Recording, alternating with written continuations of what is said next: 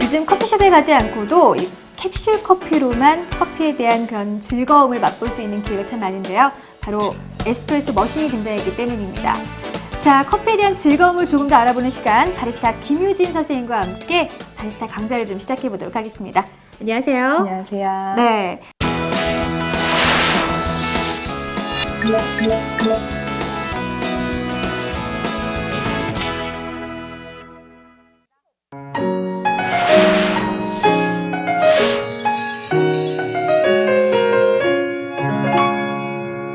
바리스타라면 가장 기본이 될 수 있는 그런 과정이라고 할 수 있는데요. 핸드드립의 뜻부터 자세히 설명해 주시죠. 핸드드립은요, 흔히들 말하는 에스프레소 머신을 사용한 게 아니라요, 중력의 힘으로 물을 떨어뜨려서 필터에 걸러내는 추출 방식을 말합니다. 네, 자, 요즘 사람들이 에스프레소 머신을 통해서 커피를 다양하게 즐기고 있는데요. 이 핸드드립으로 커피를 만들면 좀 다른가요? 에스프레소로 만든 커피는 단시간 내에 굉장히 진한 원액을 추출한다라고 하면, 핸드드립은 훨씬 긴 시간 동안 다양한 맛을 부드럽게 추출해낸다라고 볼 수 있습니다. 네, 이 핸드드립에 필요한 도구가 상당히 많을 텐데요. 네. 어떤 도구들이 있는지 좀 설명해 주시죠. 네, 그럼 먼저 물을 담아서 추출할 수 있게 도와주는 드립 포트, 그리고 추출된 커피를 담는 드립 서버, 네. 그리고 원두를 분쇄하는 핸드밀, 분쇄된 원두를 담는 용기인 드리퍼가 필요합니다. 네, 상당히 많은 도구가 있는데요. 하나하나 좀 자세히 좀 알아볼까요? 네. 자, 그러면 드립포트에 대해서 먼저 알아보겠습니다. 네. 드립포트는 일반 주전자와 비교했을 때 어떤 게 가장 달라 보이시나요? 일단 모양이 좀 화려한 것 같고요. 네. 또 이렇게 물줄기가 나오는 이 주둥이라고 하나요? 그렇죠. 상당히 가늘게 되어 있네요. 맞습니다. 네. 물줄기를 안정적으로 조절하기 위해 가늘고 길게 생겨 있고요. 네. 그리고 얘들은 S 모양을 이루고 있고 학의 목의 모양을 닮았다라고 해서 학부라고도 불립니다. 네. 자, 그 다음 서버. 자, 서버는요, 추출된 커피를 담아주는 용기를 말하는데요. 네. 그냥 추출된 커피를 담아주는 용기라면 컵이어도 상관은 없겠죠. 그렇죠. 하지만 전용 용기를 사용하는 이유는요, 여기 보시면 자, 미리수가 나와 있습니다. 언제 내려도 일정한 맛을 유지할 수 있게 어느 정도 내릴 수 있는지 확인해주는 용기라고 보시면 될 것 같습니다. 네. 네. 다음은 뭐죠? 자, 그 다음은 핸드밀이라고 네. 보시면 됩니다. 핸드밀은 이제 원두를 넣어서 분쇄를 해주는 기구인데요. 자, 여기 날을 보시면 두 개의 날이 맞물려져 있습니다. 앞날, 네. 순날이라고도 표현을 하는데, 이 날의 간격이 좁아지면 좁아질수록 원두는 가늘게 분쇄가 되고요. 넓어지면 넓어질수록 원두는 굵게 분쇄가 됩니다. 네. 그리고 굵기에 따라서도 좀 차이가 있나요? 그렇죠. 굵기가 너무 가늘면 커피 맛이 너무 진하게 추출이 되고요. 너무 굵으면 싱거운 커피가 추출이 됩니다. 네. 다음은 네, 다음은 드리퍼라고 보시면 되는데, 네. 드리퍼는 필터를 장착을 해서 분쇄된 원두를 담아놓는 용구라고 보시면 됩니다. 네. 이 용기의 모양과 구멍의 개수에 따라서도 맛이 굉장히 달라집니다. 지금 나와 있는 지금 네. 앞에 보여지는 드리퍼가 지금 세 종류인 것 같아요. 네. 각각 차이가 또 다르게 있나요? 지금 이거는요, 모양의 차이라고 보기보다는 네.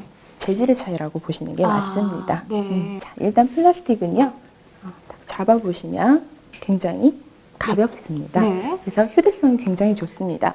밖에서 드립을 해 먹고 싶을 때 다른 것보다는 얘들이 취급이 용이합니다. 네. 하지만 단점이 있습니다. 플라스틱은 보온성이 좋지가 않다는 단점을 가지고 있습니다. 네. 자, 그 다음에 다음이 도자기인가요? 네, 도자기입니다. 도자기는 일단은 굉장히 보온성이 좋습니다. 네. 그래서 커피를 추출하는 내내 일정한 온도를 유지할 수 있어서 깊은 맛을 내준다라고 표현을 하는데, 네.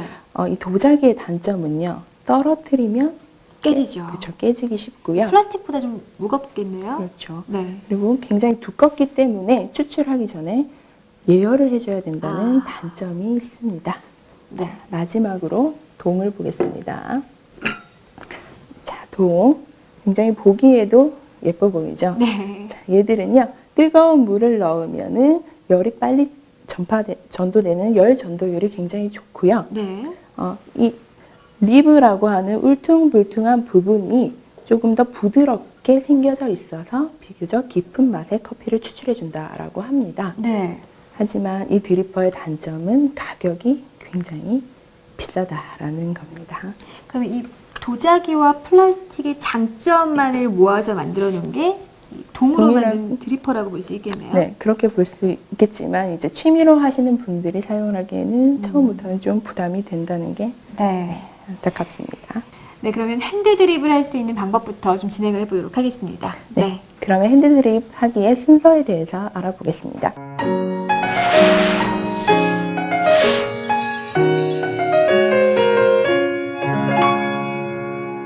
핸드드립을 하기 위해서는요, 가장 먼저 이 여가지 필터를 접어야 하는데 네. 한번 같이 배워볼까요? 네네.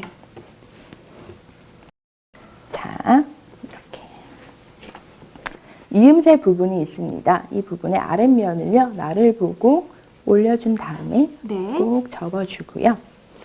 자, 그 다음 돌려서 접어주는데 이때 중요한 게 첫 부분은 딱 맞고요. 끝부분으로 갈수록 1, 2mm 정도 여유를 두고 접어준다는 게 중요합니다. 이렇게 하는 게 맞나요? 네, 맞습니다. 네. 잘하셨어요. 이렇게 해야지 드리퍼에 딱 맞는 크기가 만들어집니다. 이걸 드리퍼에 끼우면 되는 건가요? 그렇죠. 그럼 저는 플라스틱으로 한번 해볼게요. 네. 이렇게 꽂고, 네. 네. 이런 식으로 딱 알맞게 꽂아줍니다. 네. 그 다음에 필요한 게 원두를 분쇄를 해야겠죠. 그렇죠. 네. 오늘은 브라질 산토스로 추출을 해보겠습니다. 네. 자, 이 커피는요, 브라질 산토스라는 커피인데요. 이 브라질 커피 등급 분류 방식을 혹시 아시나요? 글쎄요, 잘 모르겠는데요. 등급 분류 방식이 몇 가지 있는지는 아시나요? 제가 듣기로 한 3가지 정도 있다고 들었는데, 맞나요? 아쉽네요. 4가지입니다. 네. 아쉽네요. 등급 분류 방식은요, 네. 크기에 따른 등급 분류 방식, 재배 고도에 따른 등급 분류 방식, 네. 결점도에 따른 등급 분류 방식, 그리고 재배 연도에 따른 등급 분류 방식을 사용을 하는데, 네. 얘들은 결점도에 의한 등급 분류 방식을 사용을 합니다. 아, 왜 브라질은 결점도에 대한 등급을 분류하게 되어 있나요? 질을 좋게 해주기 위해서인데 이 결점도에 따른 등급 분류 방식은요, 300g의 생두 안에 결점도가 몇 개가 들어있냐에 따라서 등급이 달라집니다. 아.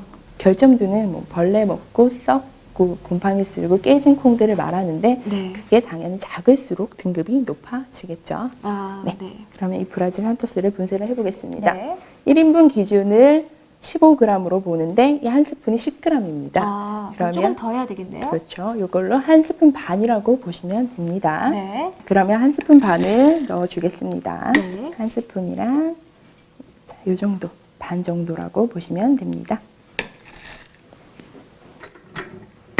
자, 넣어주고요.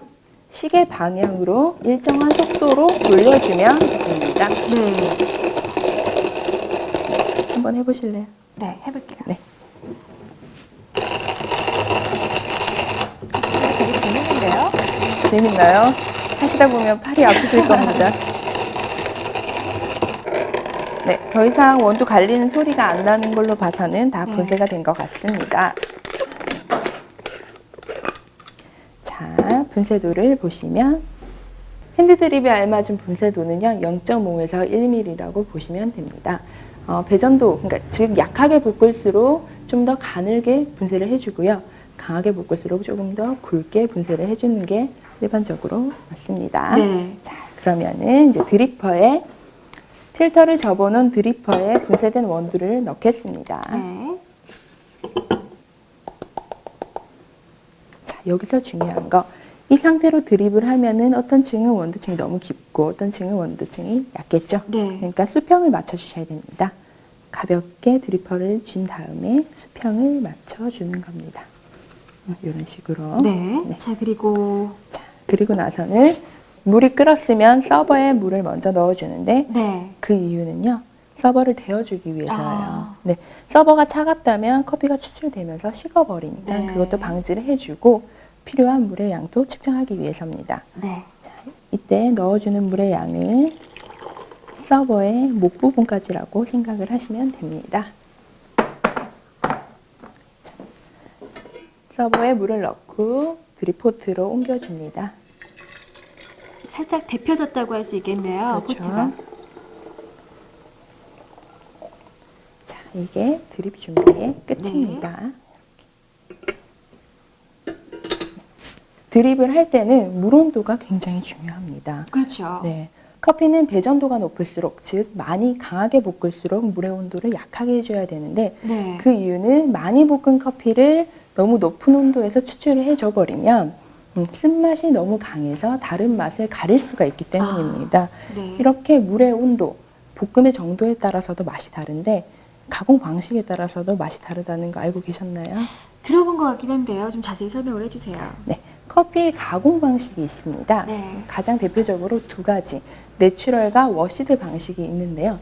내추럴은 말 그대로 체리를 따서 말려주는 거고요. 워시드는 체리를 따서 물로 씻어서 과육을 벗겨주고 말리는 겁니다. 내추럴은 과육 부분에 있는 단맛이 커피 안에 배어들어서 단맛과 바디감이 좋은 커피가 만들어지고요. 워시드 방식으로 가공한 커피는요, 신맛과 깔끔한 맛이 좋은 커피가 만들어집니다. 자, 이 브라질은 내추럴 방식으로 가공이 됐는데, 그럼 단맛이 좋은지 한번 내려보겠습니다. 네.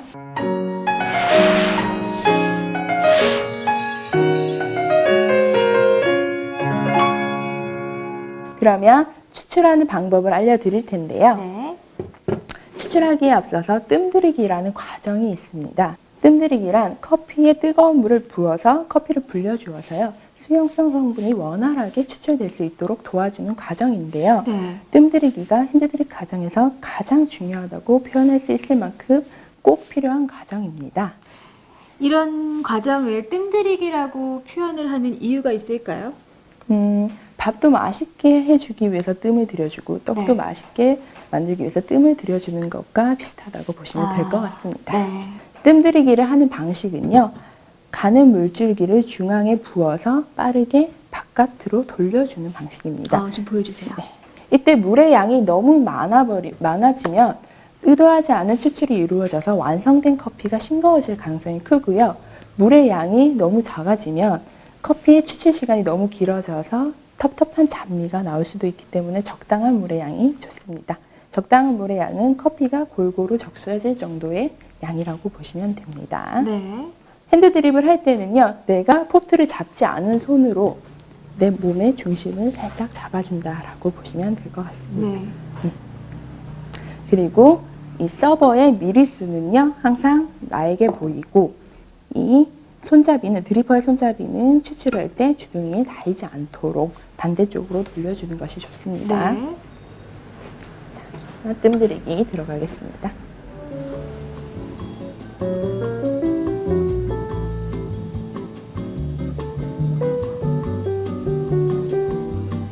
이렇게 뜸을 들이는 이유가 중요하다고 말씀하셨는데 그 이유가 뭐예요?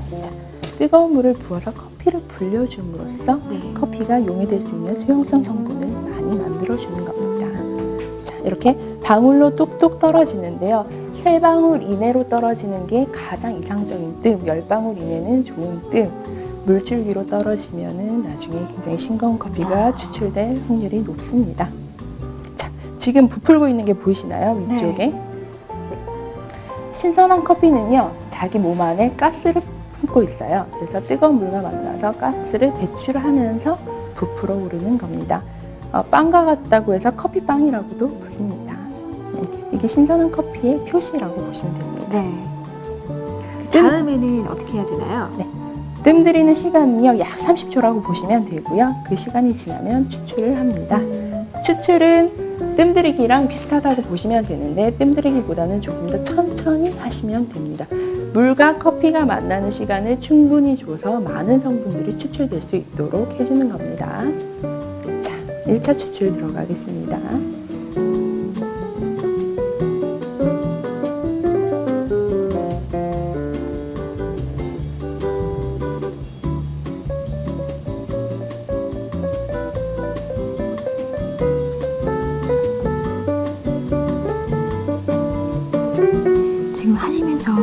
거품이 일어나는데요. 네.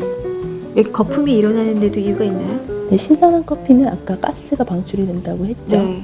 그거의 일환이라고 보시면 됩니다. 자, 1차 추출. 안에서 밖으로 나가는 한 번이 1차 추출이라고 보시면 됩니다. 네. 그리고 5초 정도 있다가 바로 2차 추출에 들어가겠습니다. 커피를 한 번에 이렇게 빼는 게 아니군요. 네. 커피를 한 번에 빼내도 상관은 없지만 그러면 물과 만나는 시간이 너무 길어져서 텁텁한 맛이 추출이 될 수도 있어요. 그래서 커피도 쉬는 시간을 한 번씩 주는 겁니다. 보통 우리가 원두를 좀 집에서 보관하면서 드시는 분들이 많으시잖아요. 네. 그러면 어느 정도 보관 기간을 갖는 게 좋을까요? 갓 볶은 커피는요. 네. 2주가 가장 적절한 시간이라고 보시면 돼요. 2주 정도요? 네, 그 시간이 지나치면요. 산패가 진행이 돼서 커피에 굉장히 기름 쩐내라는 불쾌한 향이 나기 시작을 해요. 네. 그러면 드시지 않는 게 좋습니다.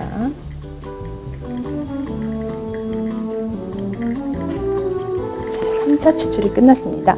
자, 저는 100ml 정도로 내렸고요. 원하는 양이 되면 드리퍼를 빼주시면 됩니다. 자, 드리퍼를 빼주겠습니다. 자, 그러면 원액을 한번 드셔보시고요. 희석한 걸 한번 드셔보실까요? 네. 먼저 원액을 조금만 드셔보세요. 그냥 마시면 되나요? 네. 향을 먼저 맡으시고 어떤 향이 나는지 머릿속에 기억을 해뒀다가 부으시면 됩니다. 어떤가요?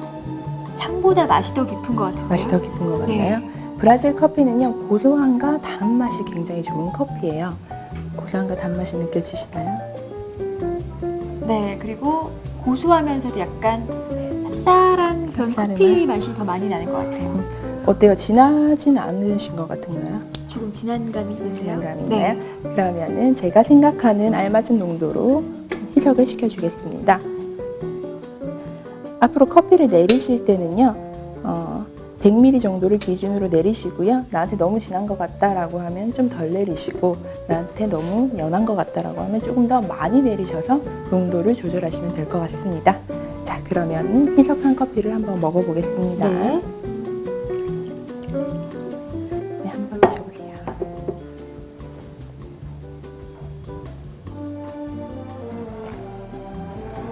저한테는 이 정도가 딱 적당한 것 같아요. 네. 미각이 뛰어나신 것 같아요. 향도 좋고요. 부드러운데요. 지금 드시고 있는 농도가요. 저희가 추천해드리는 농도라고 보시면 돼요. 원액 80ml 정도를 내리고 물을 100ml 정도 넣어서 희석을 해주면 브라질 커피에 알맞은 농도가 만들어집니다. 네, 핸드드립 방식을 배우고 실습해 봤는데요. 이 드립 종류에는 몇 가지가 있는지 또 궁금해지네요. 수십 가지의 방법이 있다라고도 볼 수가 있는데 가장 대표적으로 4가지를 들 수가 있습니다. 네. 첫 번째는 저희가 아까 했던 드리퍼의 모양을 따라서 가는 나선 드립, 네. 그리고 중간에 동전 모양을 그리면서 가는 동전 드립, 스프링 모양을 그리면서 가는 스프링 드립, 그리고 물 줄기가 아닌 물 방울로 떨어지는 점 드립, 이 4가지가 대표적이라고 볼 수 있습니다. 네. 각각 어떤 차이점이 있는지 좀 소개를 해주시죠. 나선 드립과 동전 드립은 뭐 그렇게 큰 차이는 없다라고 보시면 되는데요. 네. 스프링 드립 같은 경우에는 원두 표면의 면적을 많이 사용을 해서 좀 더 진한 커피를 추출해낸다는 데 의의를 가지고 있고요. 네. 그리고 점 드립은 굉장히 오랜 시간 공을 들여야 됩니다. 물 줄기가 아닌 물 방울로 떨어지기 때문이죠. 그래서 이때까지 하는 드립 방법 중에서는 가장 진한 커피가 추출된다고 볼 수 있습니다. 네. 자, 그럼 좀 실습으로 좀 보여주시죠. 네. 네. 일단은 아까 했던 나선 드립 먼저 보여드리겠습니다. 네. 나선 드립은 드리퍼의 모양을 따라서 중앙에서 밖으로 가주는 모양입니다. 중앙에서 원을 그려주면서 드리퍼의 모양을 따라 가주는 겁니다.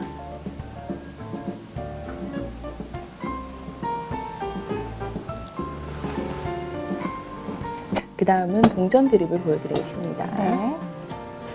동전 드립은 중앙에 원두층이 깊은 곳을 사용을 한다는 데 의의를 두고 있는데요. 동그랗게 원을 그려서 500원짜리보다 살짝 크게 그려줬다가 안으로 들어오는 방식.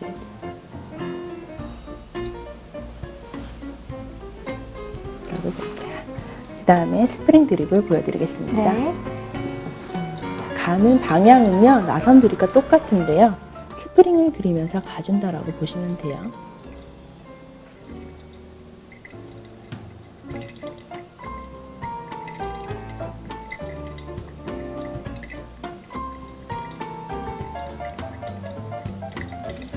원두층의 전체적인 부분이 좀 닿는다고 해도 과언이 아니겠네요. 그렇죠. 가장 많은 부분을 사용해 준다는 데 의의를 두고 있습니다.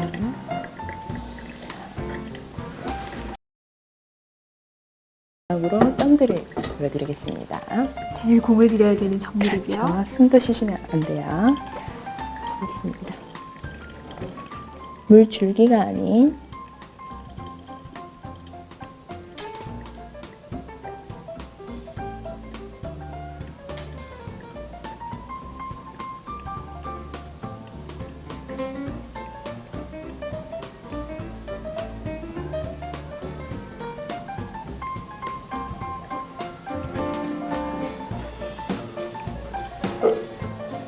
이런 방식이 있습니다. 이렇게 맛있는 커피를 마시기 위해서는 여러 단계를 거쳐야만 하는 것 같은데요. 이 수학 과정과 방법에 대해서도 좀 알아봤으면 좋겠어요. 네, 수학 방법은요, 크게 세 가지가 있습니다. 첫 번째로는 핸드피킹, 사람의 손으로 잘 익은 체리를 하나하나 네. 따는 방법이고요. 굉장히 시간도 많이 걸리고 인건비가 많이 들고요. 네. 하루에 수확할 수 있는 양의 한계가 있습니다. 자, 두 번째로는 스트리핑이라고 하는 방법인데요. 자, 가지에 있는 열매를 한 번에 훑어서 수확을 하는 방식입니다. 네. 이 방식은요, 핸드피킹보다는 더 많은 양을 빠르게 수확을 할 수 있는데 체리마다 성숙도가 다 달라요. 어떤 체리는 익었고 어떤 체리는 안 익었고 그 시기를 맞추기가 힘들기 때문에 품질이 좀 균일하지 못할 수도 있습니다. 네. 그리고 마지막으로 기계 수확인데요. 기계 수확은 터널 같이 생긴 기계가 커피 나무를 지나가면서 가지를 털어줍니다. 아, 가지를 털어주면 잘 익은 열매는 밑으로 떨어지고 덜 익은 열매는 아직 붙어 있고 이런 방식으로 수확을 하는데 네. 이 방식의 단점은요, 기계값이 굉장히 고가라는 것과요, 커피 나무에 상처를 줄 수도 있다라는 단점이 있습니다.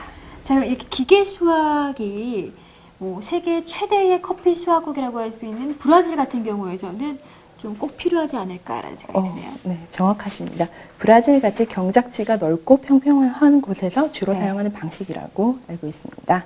오늘 바리스타 강좌 두 번째 시간에서는요, 이 바리스타 김유진 선생님과 함께 커피에 대한 가공 방법과 수확 방법, 그리고 품종 분류법에 대해서 자세히 알아봤습니다. 오늘 고생 많이 하셨습니다. 고생 많으셨습니다.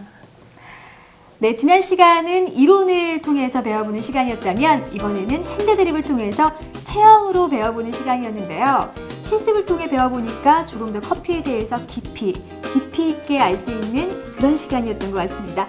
다음은 더욱더 알찬 내용, 그리고 전문적인 내용으로 찾아오도록 하겠습니다. 시청해주셔서 고맙습니다.